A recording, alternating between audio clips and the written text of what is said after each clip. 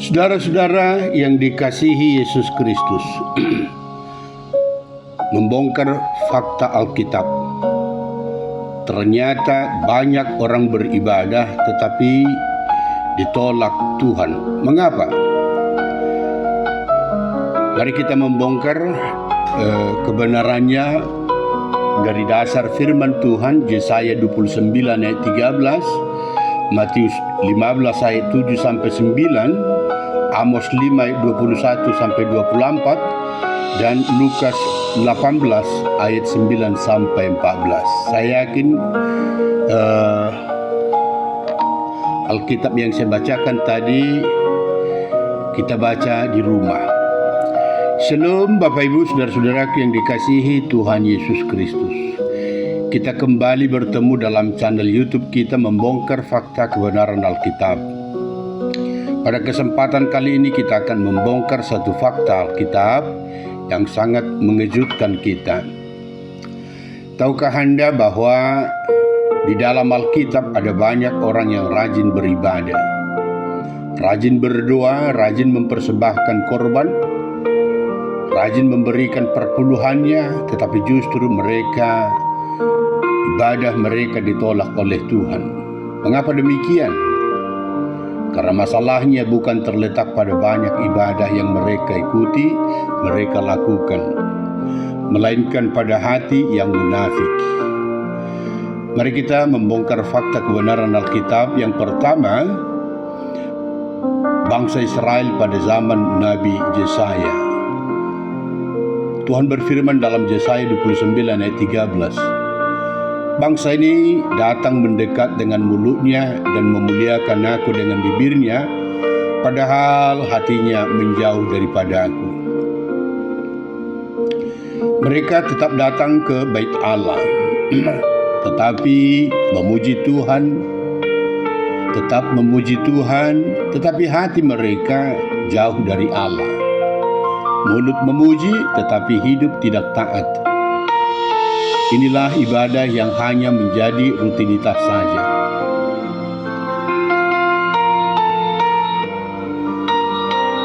Yang kedua, orang-orang Farisi dan ahli Taurat.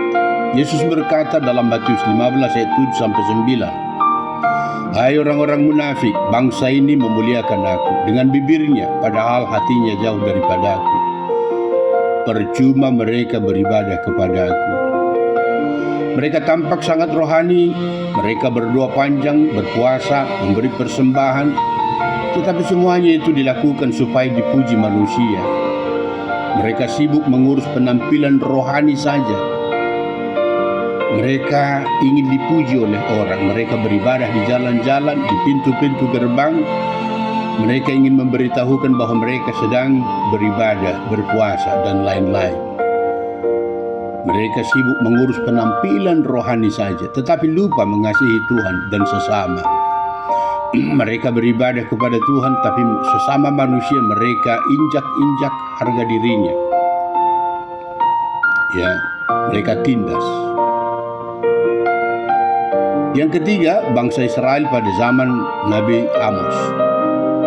Tuhan berkata dalam Amos 5 ayat 21 sampai 24, aku membenci perayaanmu, aku tidak suka kepada perkumpulan rayamu. Mengapa? Karena setelah selesai beribadah, mereka tetap menindas kaum miskin, menerima suap dan hidup tidak adil. Tuhan tidak hanya melihat nyanyian di gereja, tetapi juga kejujuran di tempat kerja, kasih dalam keluarga, persahabatan, kepedulian kepada sesama. Yang keempat, orang Farisi dalam perumpamaan Yesus di Lukas 18 ayat 9 sampai 14. Orang Farisi berkata, ya Allah, aku mengucap syukur kepadamu karena aku tidak sama seperti semua orang lain. Doanya terdengar indah tetapi isinya penuh kesombongan. Sebaliknya, pemungut cukai hanya berkata, ya Allah, kasihanilah aku orang berdosa ini. Yesus menyatakan bahwa justru pemungut cukai itulah yang pulang sebagai orang yang dibenarkan. Saudara-saudaraku, Tuhan tidak pernah terpesona oleh penampilan ibadah kita. Ini penting kita ingat. Tetapi Tuhan melihat hati, pertobatan, ketaatan kita. Gereja bisa penuh, lagu bisa doa bisa panjang-panjang, pelayanan bisa banyak. Tetapi ingat, bila hati penuh kepura-puraan, kesombongan, kebencian, dan ketidaktaatan, ibadah itu tidak berkenan di hadapan Tuhan. Nah, untuk itu ada 3 pelajaran yang penting harus kita ingat. Yang pertama, Tuhan lebih melihat hati daripada penampilan ibadah. Ibadah sejati dimulai dari hati yang mengasihi dan menghormati Tuhan.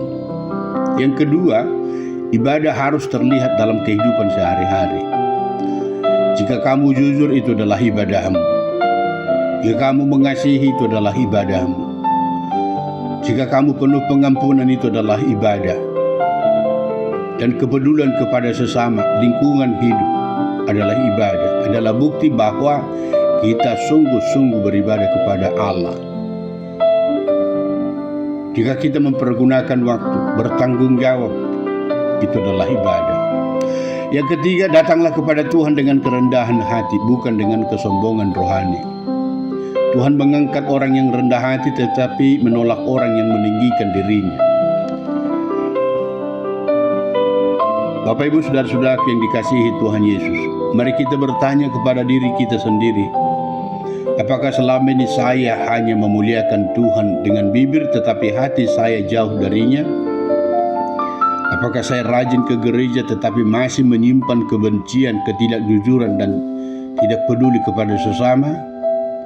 Kiranya mulai hari ini kita tidak hanya menjadi orang yang pandai beribadah, tetapi menjadi penyembah yang hidup, yang berkenan di hadapan Tuhan. Hidupmu adalah ibadahmu. Tuhan Yesus memberkati kita semua. Shalom.